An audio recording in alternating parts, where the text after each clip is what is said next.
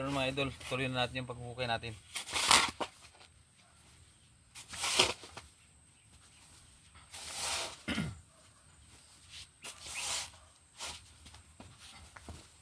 At matagal-tagal pa na proseso ito para makasingaw pa ang lupa.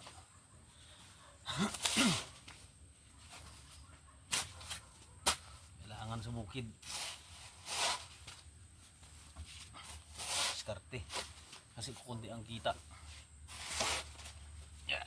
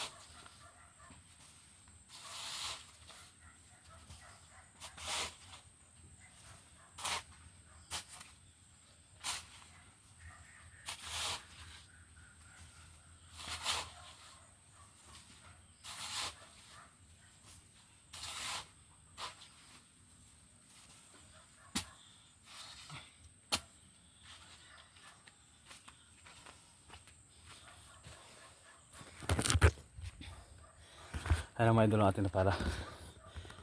Ayan. Hindi natin nangyayari yung kanina kasi yung anak natin natulog. Walang magbabantay.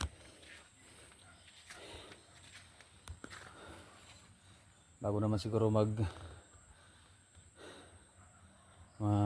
October 15 nakaprepare na ito mga idol. Ayan mga idol, at kung nakarelate ka sa video na ito, paki-like and share na rin at paki-follow na rin mga idol. Maraming salamat po at thank you for watching.